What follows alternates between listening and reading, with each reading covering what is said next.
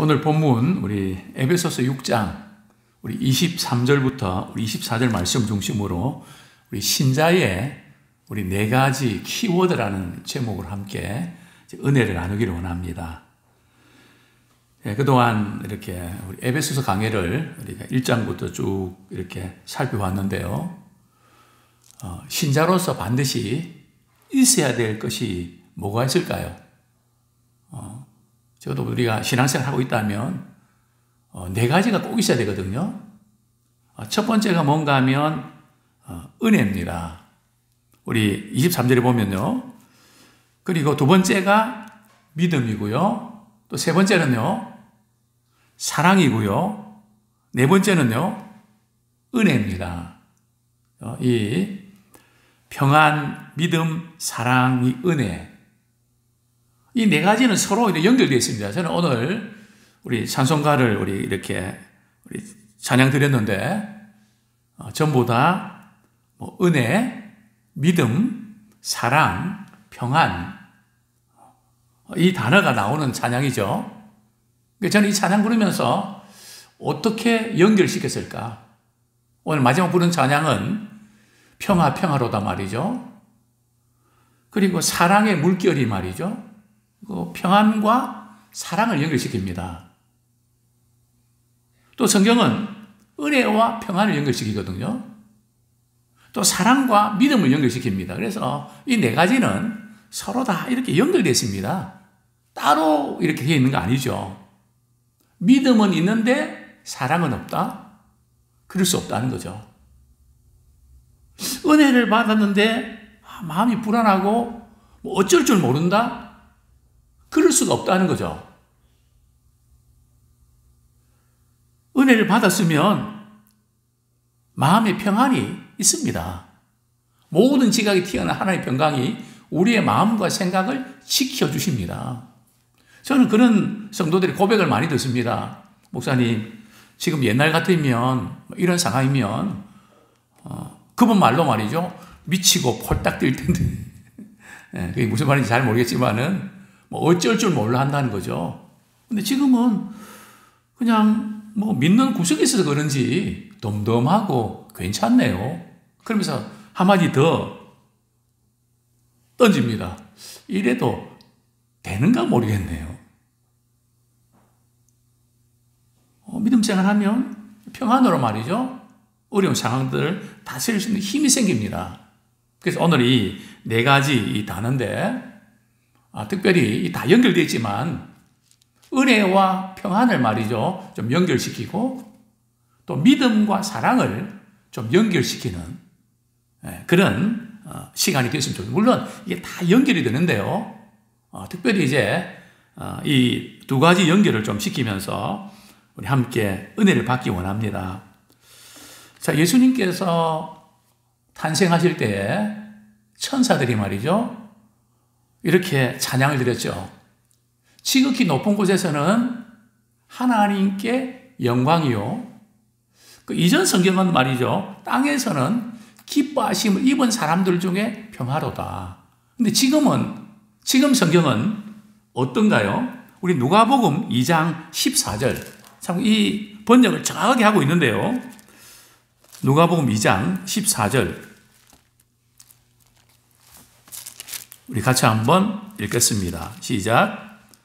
지극히 높은 곳에서는 하나님께 영광이요. 땅에서는 하나님이 기뻐하신 사람들 중에 평화로다 하니라. 여기에 이전에 땅에 이제 기뻐하심을 받은 사람, 이게 내가 기뻐하는, 이렇게 우리가 오해할 수 있는데, 그 내가 기뻐하는 게 아니고 누가 기뻐하시는 사람이라고요? 하나님이 기뻐하시는. 참 이 찬양 가운데 참 중요한 그런 신앙생활의 방향이 다 들어있는데요. 우리의 삶의 목적은, 예수님이 오신 목적은 뭔가 하면 하나님께 영광 돌려드리기 위해서 오셨다는 거죠. 또 우리 또한 하나님께 영광 돌려드릴 때 우리 하나님이 기뻐하신다는 거죠. 또 하나님이 기뻐하시는 사람에게는 뭘 주신다고요? 평안을 주신다는 거죠. 그렇습니다. 또 예수님께서 제자들에게 이제 제자들 헤어지기 얼마 남지 않은 시간에 이런 말씀을 여러 번 이렇게 하셨습니다. 내가 너희에게 평안을 주기를 원한다. 이 평안은 세상이 주는 평안과 같지 않다. 그러시면서 너희는 마음에 근심하지도 말고 두려워하지도 말라. 우리 요한복음 14장 27절인데요. 평안을 너희에게 끼치노니 나의 평안을 너희에게 주노라. 세상이 주는 평안이 있습니다. 마음이 좀 편한 거, 평안보다는 편한 거. 근데 하나님이 우리에게 주시는 평안이 있습니다. 그래서 예수님께서 우리에게 말이죠. 뭘 주고 싶어 하시는가 하면 나의 평안, 즉 하나님과의 관계 속에서 예수님 누린 평안이 있거든요. 그 평안을 너희에게 주기를 원한다. 정말 틀림없습니다. 제가 예수님을 믿고 참 목회자가 되어야 되겠다고 생각했던 결정적인 이유가 교회 생활하고 예배 드릴 때 하고 또 평일 때 하고 평일에 말이죠. 학교에서 공부하고 정말 삶의 목적을 찾지 못하는 상황에서 막 갈등하고 좌절 너무 차이가 나는 거죠. 이 세상에 사는 동안에 그냥 목적을 상실할 때는 얼마나 불안하고 왜 내가 공부해야 되고 이유를 모르니까 말이죠. 삶의 목표가 없으니까 마음이 복잡했습니다. 근데 교회 와서 예배 드리고 찬양 드리고 말이죠. 평화로다. 하늘 위에서 내려오네. 근데 예배 드리는 동안에는 말이죠. 마음이 그렇게 평안할 수가 없습니다. 야, 이게 뭐지? 나 앞으로 이거 누리는 삶을 살 거야. 그 예배 가운데 하나님 주시는 그 평화. 세상에 그 어디에도 찾을 수 없는 이 평화. 나는 이것을 평생 누리고 싶다. 정말 그렇습니다. 우리 하나님의 은혜를 받으면 하나님께서 우리에게 주시는 평화가 있습니다. 그래서 우리가 예배드리고 돌아가면 참 얼굴이 밝고 편안합니다.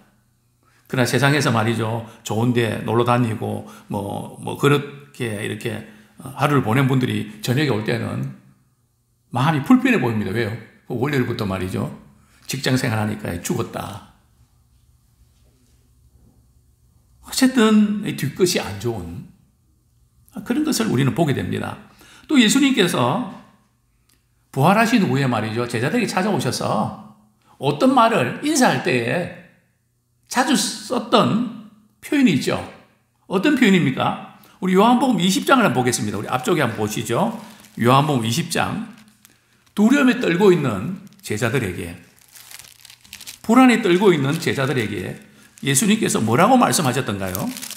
우리 요한복음 20장 우리 19절 말씀 한번 보겠습니다. 같이 읽겠습니다. 시작. 이날 곧 안식 후 첫날 저녁 때에 제자들이 유대인들을 두려워하여 모인 곳에 문들을 닫았더니 예수께서 오사 가운데 서서 이르시되 너희에게 평강이 있을지어다. 두려움에 떨고 있는 자들에게 우리 주님은 너희에게 평강이 있을지어다. 평강을 주고 싶어 하셨죠. 세상이 줄 수 없는 평안, 내 평안을 너희에게 주시겠다 하신 그 주님이 부활하신 후에도 제자리에 오셔서 너희에게 평강이 있을지어다. 또 우리 이제 도마가 말이죠. 나는 예수님의 십자가에 못 박힌 자고 만지지 않고는 나 안 믿을 거야. 어떻게 죽은 사람이 다시 살아날 수 있어? 그때 예수님께서 이렇게 제자들에게 또 도마가 있는 자리에 찾아오셨죠. 우리 21절 그때 이렇게 말씀하셨죠. 우리 같이 한번 읽겠습니다. 26절요.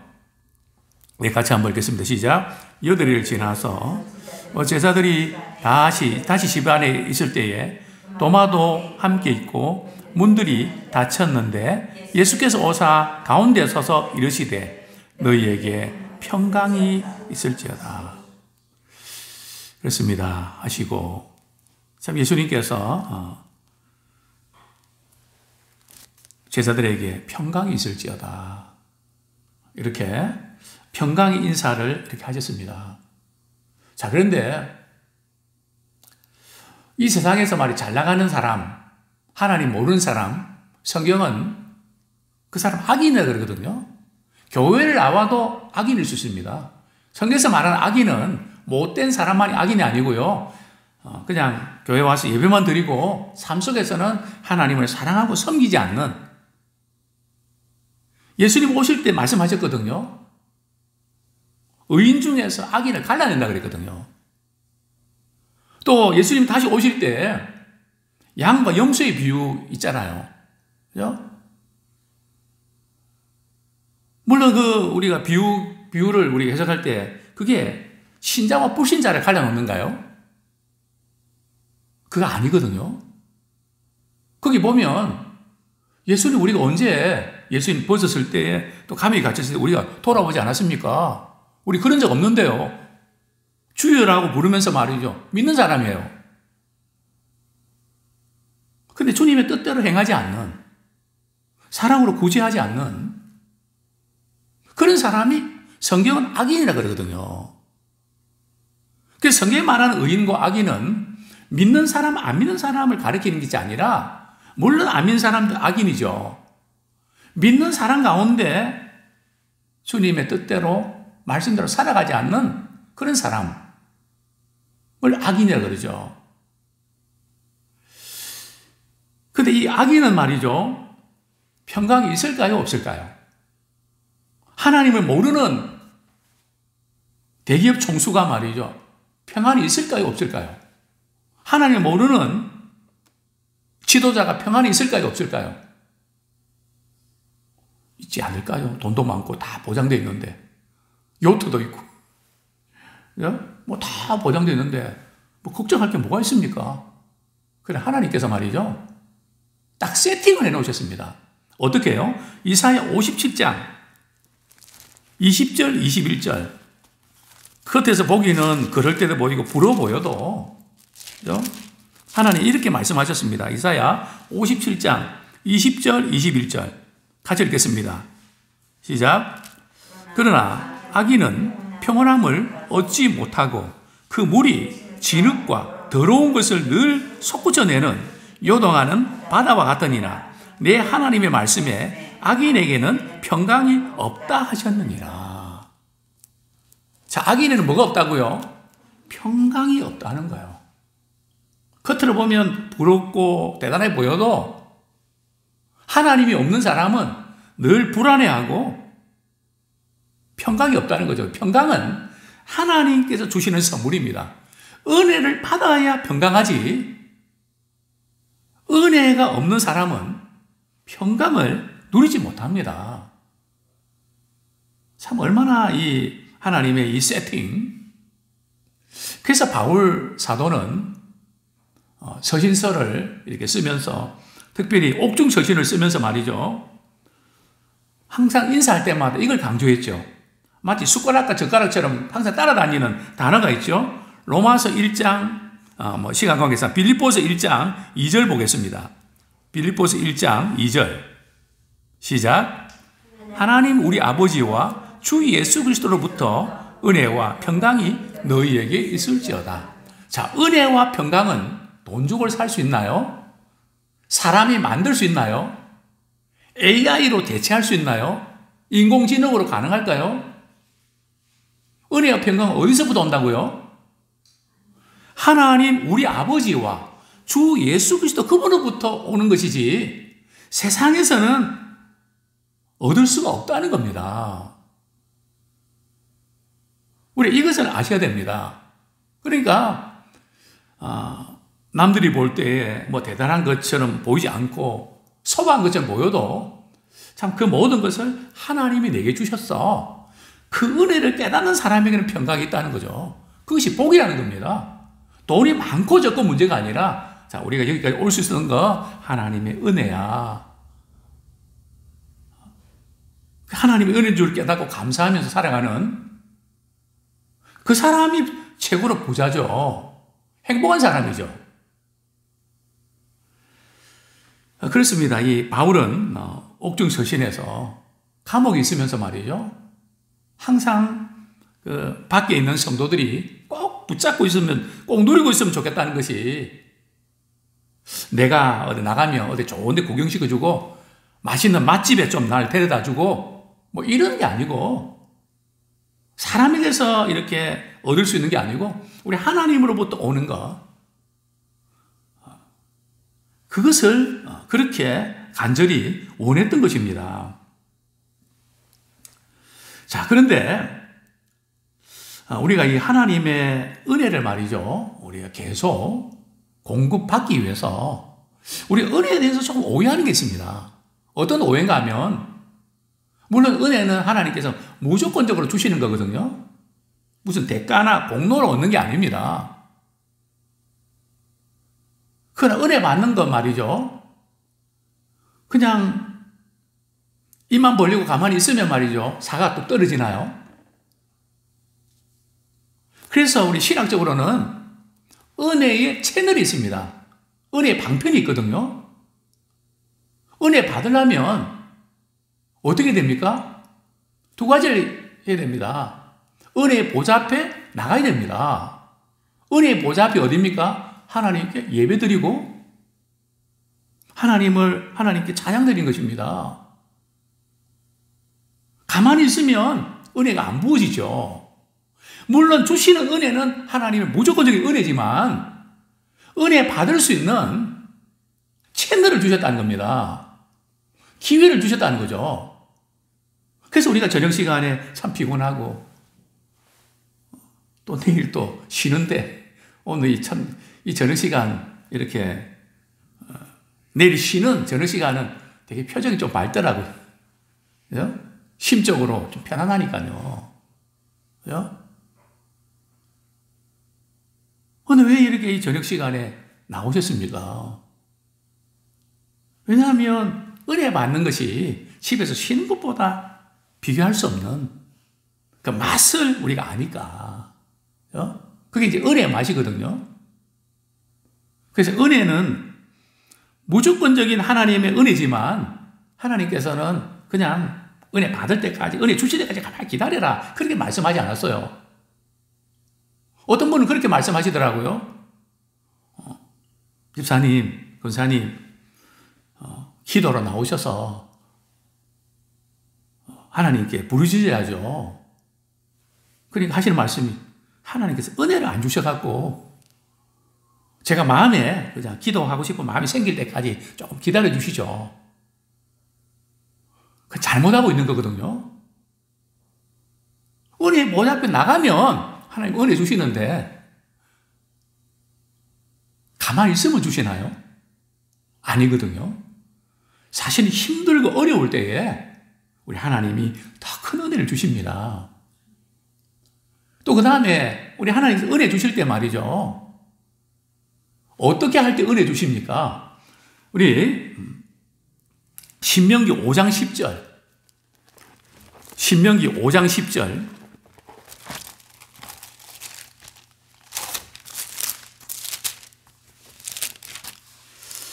같이 한번 읽겠습니다. 신명기 5장 10절 시작. 나를 사랑하고 내 계명을 지키는 자에게는 천대까지 은혜를 베푸시니라.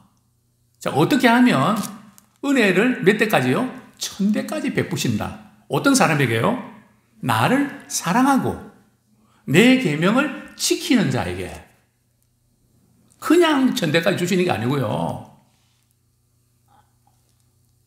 주님을 사랑하고 주님의 말씀을 순종하는 사람에게 하나님께서 은혜를 주십니다. 그래서 우리는 자꾸 은혜는 무조건적이라 그러니까 뭐 그냥 은혜 주실 때까지 기다리고 말이죠, 안 주시면 그만이고 말이죠. 그래서 그냥 한참 헤매고 방황하다가 말이죠, 이제 이제는 또 좀 지치고 막 그러면 그때 이제 은혜 보좌 앞에 나오거든요. 왜 진작 나오지 지금까지 나오셨냐고 했더니, 은혜를 하나님께 지금 주셔서 그런가요? 그런 거 아닙니다. 은혜는 무조건적으로 주시지만 하나님과 우리의 관계, 인격적인 관계이기 때문에, 사랑의 관계이기 때문에 하나님께서 은혜의 보좌 앞에 나올 때 주십니다. 찾을 때 주신단 말이죠. 기도할 때 주십니다. 또 그분을 사랑하고 그분의 뜻대로 살아갈 때에 그때 은혜를 주십니다. 자, 그 다음에 두 번째는 믿음과 사랑의 관계를 조금 이렇게 연결시켜드리고 싶은데요. 우리가 예수 믿고 우리 구원받는 거 대단히 중요합니다. 그런데 오늘 성경은 이렇게 말씀하고 있죠. 에베소서 6장 23절, 24절 같이 한번 읽겠습니다. 시작. 아버지 하나님과 주 예수 그리스도께로부터 평안과 믿음을 겸한 사랑이 형제들에게 있을지어다. 우리 주 예수 그리스도를 변함없이 사랑하는 모든 자에게 은혜가 있을지어다. 자, 여기도 보면 어떤 사람에게 말이죠. 은혜가 있기를 원한다고요? 변함없이 주님을 사랑하는 사람에게. 그래서 우리가 믿음 생활은 말이죠.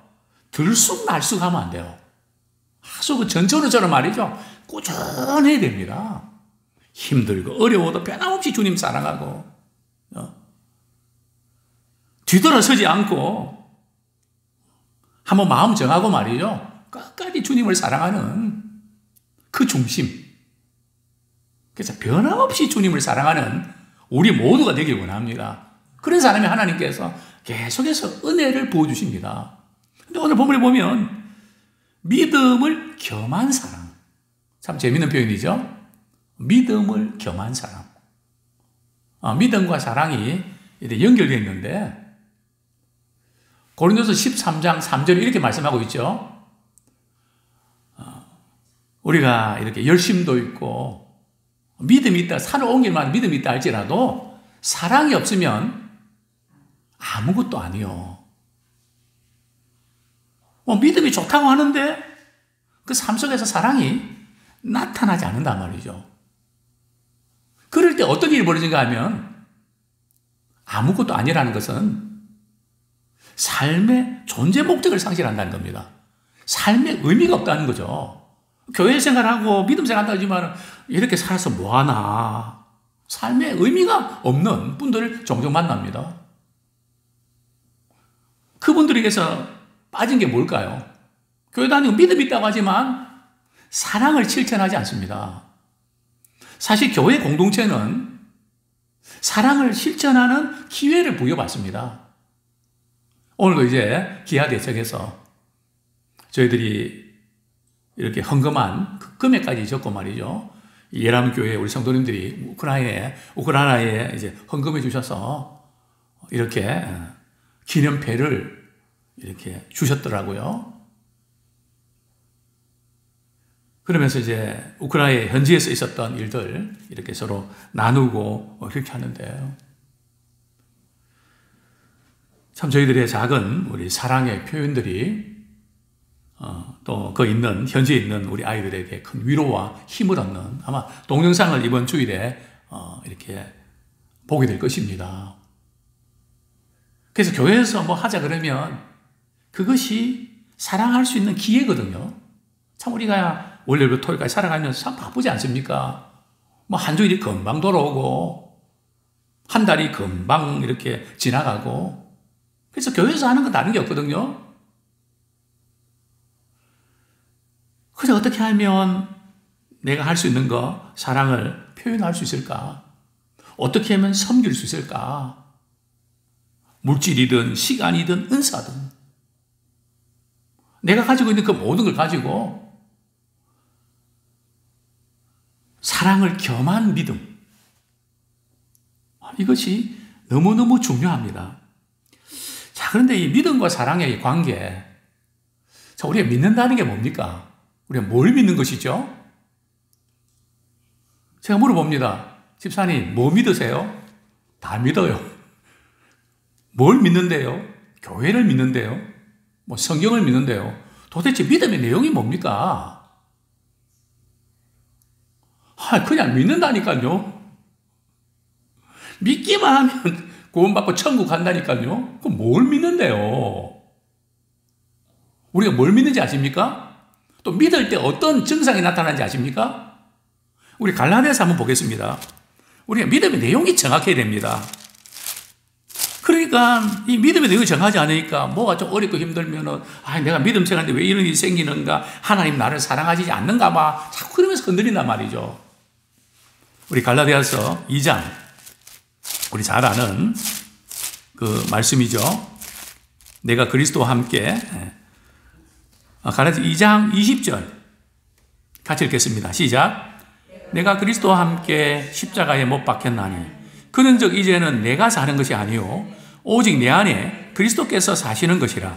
이제 내가 육체 가운데 사는 것은 나를 사랑하사 나를 위하여 자기 자신을 버리신 하나님의 아들을 믿는 믿음 안에서 사는 것이라. 그죠? 분명히 우리는 믿음의 대상이 있는데 누구를 믿습니까? 하나님의 아들 예수 그리스도를 믿습니다. 예수 그리스도께서 뭘 하신 것을 믿습니까? 나를 사랑하사 나를 위해서 자기 목숨을 버리신 그 하나님의 사랑을 믿는다는 겁니다. 그런데 상황이 어렵고 힘들다고 하나님 나를 사랑하지 않는 것 같대. 또 돈이 떨어지고 뭐 생활 속에서 좀 어려움이 생기면 하나님이 나를 사랑하지 않는 것 같대. 우리 이렇게 건들 때가 많은데요. 우리가 믿음은 하나님께서 자기 아들 독생자 예수 그리스도를 말이 십자가에 못 박게 하실 정도로 나를 사랑해 주셨던 그 사랑을 믿는 겁니다.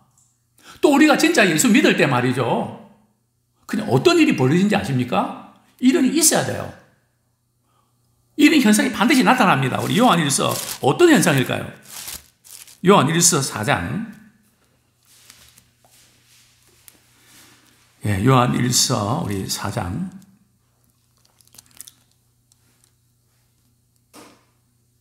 10절 말씀, 요한일서 4장 10절이 아니고요.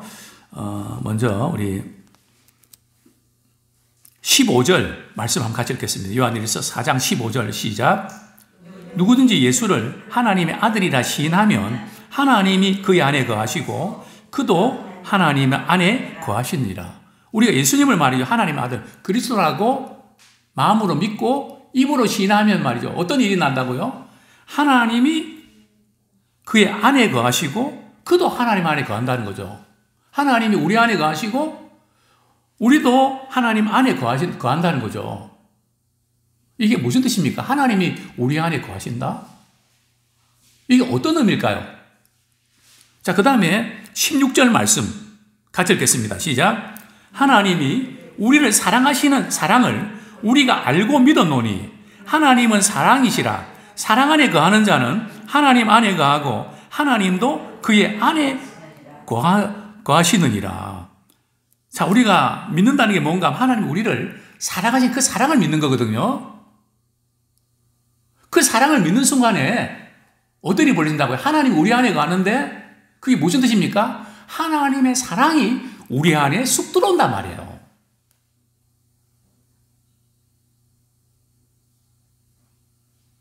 그래서 이전에는 사랑할 줄 몰랐는데 계산하고 이럴 줄 알았는데 예수를 믿고 난 순간 말이죠. 하나님의 사랑을 받고 나니까 하나님의 사랑 안에 거하고 우리가 그분 안에 또 거한다는 말이죠. 하나님의 사랑이 우리 안에 들어온단 말이죠. 근데 그 사랑이 쫄쫄 흐르는 사랑이 아니고요. 어떤 사랑입니까? 로마서 5장 우리가 예수님을 정말 영접하고 시인할 때 이런 현상이 나타났습니다. 로마서 5장 5절 말씀 같이 한번 읽겠습니다. 시작. 소망이 우리에게 부끄럽게 하지 아니함은 우리에게 주신 성령으로 말미암아 하나님의 사랑이 우리 마음에 부은 바 됨이니. 그러니까 우리가 예수님을 영접하는 순간 말이죠. 하나님의 사랑을 우리가 믿는 건데 믿는 순간에 말이죠. 하나님의 사랑이 우리 속에 들어옵니다. 하나님이 나를 이렇게 사랑하니까 우리도 어떻게 사랑할까? 그 사랑에 어떻게 보답할까? 봉사도 말이죠. 하나님이 나를 이렇게 사랑하셨는데 나도 주님 사랑했는데 주님의 몸된 교회를 위해서 내가 뭐 할 수 있을까? 돈도 없는데 내가 가진 재능도 없는데 내 몸이라도 정말 주님 기뻐하시는 일을 위해서 내가 쓰임 받아야지. 그냥 누가 시키니까 안 하려고 그랬는데 누가 시키니까 그냥 힘들고 부담스럽게 아니라 하나님의 사랑이 나를 강건하시기 때문에 어떻게 하면 하나님을 사랑하고 어떻게 하면 이 은혜를 갚을까? 그죠? 막 찾다가 말이죠. 무슨 기회가 있으면 하나님 내게 주신 기회다. 아멘으로 받아들이고 순종하는 겁니다. 그래서 우리의 믿음은 사랑으로 역사하는 믿음이 되기 원합니다. 우리 갈라디아서 말씀처럼 사랑으로 역사하는 믿음이라는 것은 뭐 공로가 있는 믿음이라는 게 아니고요. 우리가 가진 믿음은 사랑으로 표현되어야 된다는 겁니다. 아무쪼록 우리 네 가지 신앙의 우리 키워드 첫 번째가 뭡니까? 평안이고요. 그리고 믿음이고 사랑이고 은혜인데 제가 평안과 은혜를 좀 연결시켜 봤고요. 그리고 사랑과 믿음. 아무쪼록 저녁기도에 오신 분들 우리 네 가지 이 키워드 가지고 우리뿐만 아니라 우리 식구들, 우리 자녀들, 우리 손주들, 우리 주변에 있는 분들에게 이런 거룩한 영향을 끼치는 우리 모두가 되기를 축원합니다.